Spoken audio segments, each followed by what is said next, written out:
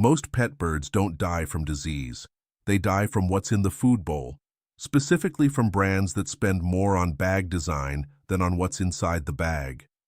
The question is, do you actually know what the first 3 ingredients are in whatever you bought last month? I had a cockatiel named Pete. He was 9 years old when he died. The vet was kind about it. She said diet-related liver disease. She said it quietly, the way vets do when they are trying not to make you feel like you caused it. But I did cause it. Not on purpose, not out of neglect. I caused it because I walked into Walmart every month, grabbed the bag with the parakeet on the front, the one with the bright yellow label that said Complete Nutrition right there under the logo, and I assumed that was that. Pete ate it. He seemed fine.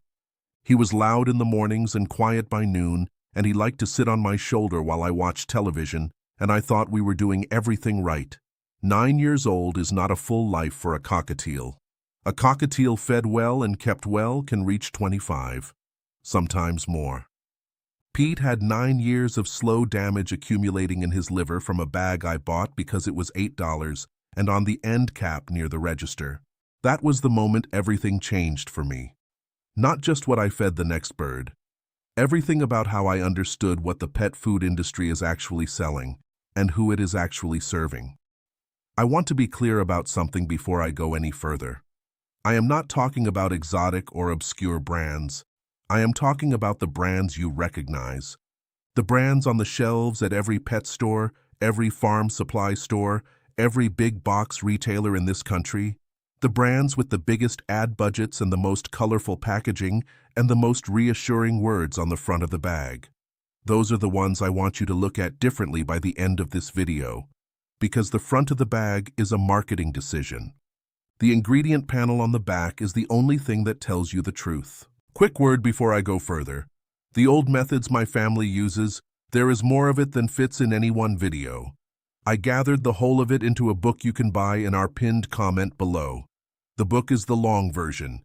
If you want it, it is there. I will not mention it again. So here is what I had to understand before any of this made sense. Birds are not small dogs. They are not small cats. Their physiology is so different from a mammal's that what is mildly irritating to a dog can be lethal to a bird in a matter of weeks. A bird's liver is proportionally enormous compared to body size. It does an enormous amount of work processing what goes through a very short digestive tract. Where a dog might take days to metabolize a compound, a bird processes it in hours, which means compounds that accumulate slowly in a mammal accumulate fast in a bird. Artificial preservatives, oxidized fats, chemical dyes used to color seeds. These are not neutral ingredients. In a bird's system, they are a slow drip of damage that does not show up on the outside until the liver is already compromised. By the time your bird looks sick, the damage is often months old. That is the part that should make you stop and think. Because Pete looked fine to me for 9 years. He was active, he was vocal, he ate well, and his liver was failing the whole time and I had no idea. Here is what most people get wrong. They think bird food is bird food the way water is water. They think the industry is regulated, that there are standards being enforced, that someone is checking the bags before they go on the shelf. There are regulations for dog food. There are enforceable nutritional standards for cat food under organizations like AAFCO. Those standards are imperfect, but they exist and companies are accountable to them. For companion birds, the regulatory picture is almost empty. There is no equivalent standard being enforced for parakeet food, for cockatiel food, for conure food. A company can print the words complete and balanced nutrition on a bag of bird seed, and there is no agency requiring them to prove it. That is not a conspiracy. That is just an unregulated corner of an industry where the margin is thin and the lobbying is almost non-existent, and the customers, meaning the birds, cannot tell you when something is wrong. The cheap brands know this. That is why you will find ethoxyquin in some of the most popular seed mixes on the market. Ethoxyquin is a preservative. It is effective at keeping fats from oxidizing, which keeps seeds from going rancid in a warehouse for 18 months before hitting the shelf. It is also banned in human food in the European Union and voluntarily phased out of most dog and cat food in the United States after consumer pressure in the 1990s. It is still legal in bird food. It is still in some of the bags you bought last month. You would not know unless you read the ingredient panel and knew what you were looking for. Most people do not know what they are looking for. That is what I want to fix today. The other thing you will find in most mass-market seed mixes is filler. And this is where I want to slow down because this is where the damage is most invisible. If you pick up a bag of wild bird seed or basic parakeet mix and read the ingredient list, you will almost certainly see milo in the first 3 ingredients. Milo is a grain sorghum. It is cheap. It grows abundantly. It fills the bag. Birds do not want it. Most companion birds will pick through a mix and eat only the sunflower seeds and the white millet and leave the milo in the bottom of the dish. What that means in practice is that your bird is eating an extremely high-fat, low-variety diet from the pieces it likes and ignoring the rest entirely. It is the equivalent of filling a child's bowl with a mix of vegetables and chips and then being surprised when they only eat the chips. The chips are not going to hurt them today. But that is not a diet. That is a selection of ingredients inside a bag that can be called a diet because nobody is checking. Red millet is the same story. Oat groats, canary grass seed, safflower in large amounts. These are filler ingredients that add bulk and reduce cost without adding meaningful nutrition. If 3 of the first 5 ingredients in your bird's food are any combination of milo, red millet, and oat groats, that food is built around cheap volume, not around what your bird actually needs. The dyed seeds are the thing that offends me most. You have probably seen them. The bright orange seeds, the red seeds, the green seeds in a mix that otherwise looks normal. The color is not natural. It is food dye applied to the seed to make the bag look more interesting to the person buying it. The bird does not care what color the seed is. The dye offers the bird nothing. And some of those dyes, particularly the petroleum-based artificial colorants still used in some mixes, are compounds that a bird's liver has to process and clear. For a bird that is already eating an unbalanced diet, that extra liver load matters. It is a small thing on its own. It is not a small thing over 9 years. So here is what you actually do about it. The first step is the simplest and the most uncomfortable. You flip the bag over. You ignore the front entirely. You find the ingredient panel, and you read the first 5 ingredients. Those first 5 ingredients are the majority of what is in the bag by weight.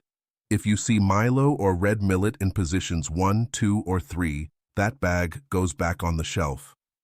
If you see ethoxyquin listed as a preservative, that bag goes back on the shelf.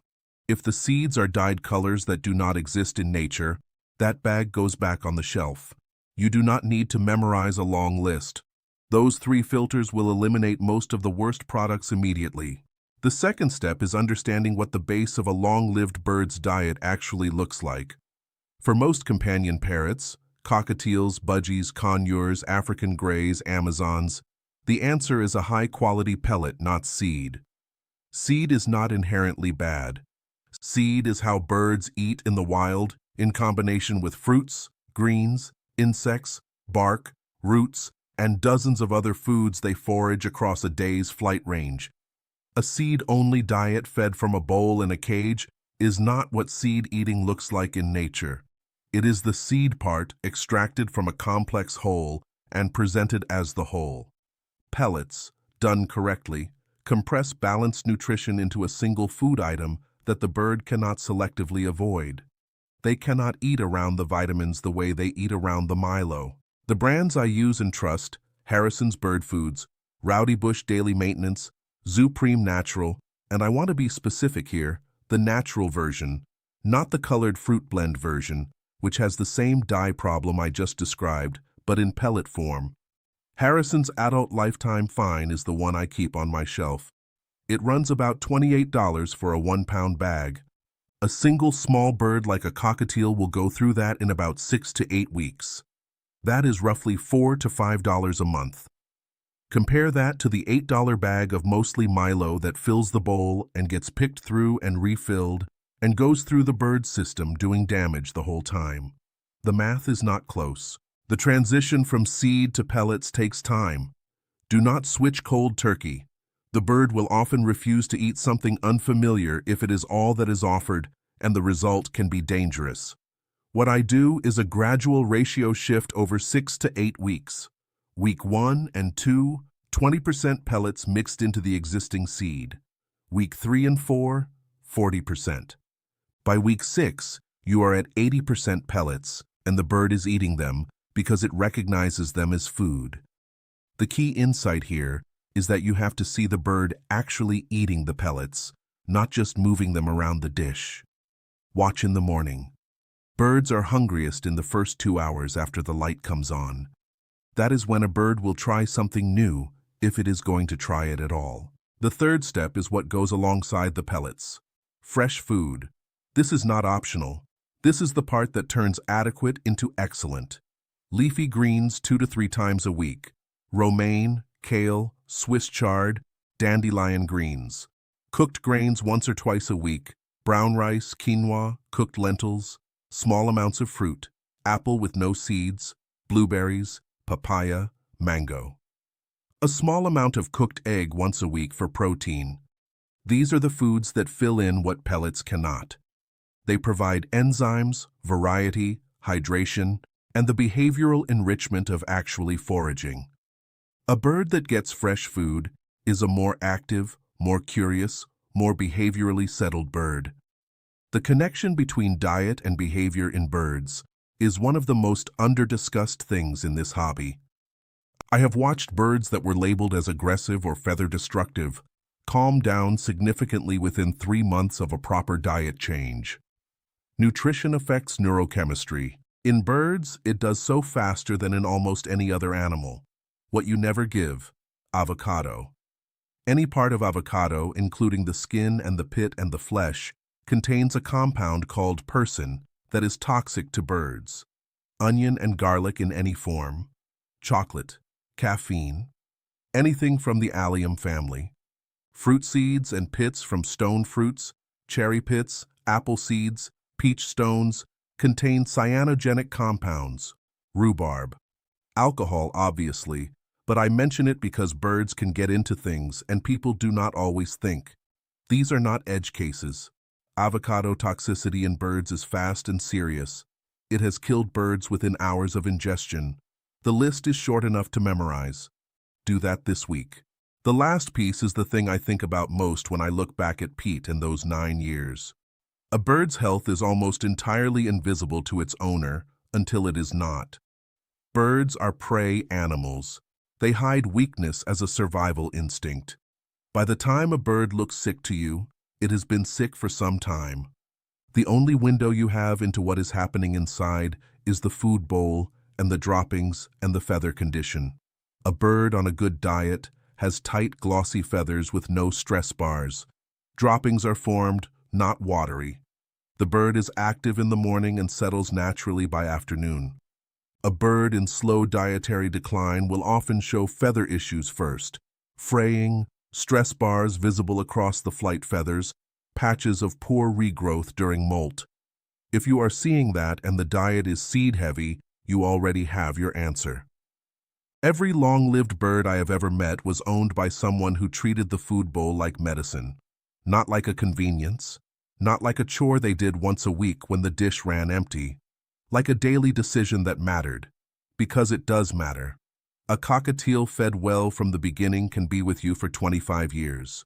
That is a relationship. That is a family member. And it starts with flipping the bag over and reading what is actually in it. Here is what I want you to do tonight. Go find the bag you are using right now. Flip it over. Read the first 5 ingredients out loud. If Milo or red millet are in the first 3, or if you see ethoxyquin in the preservative list, or if the seeds are colored in ways that do not occur in nature, write that brand name in the comments below and tell me how old your bird is. I read every single comment.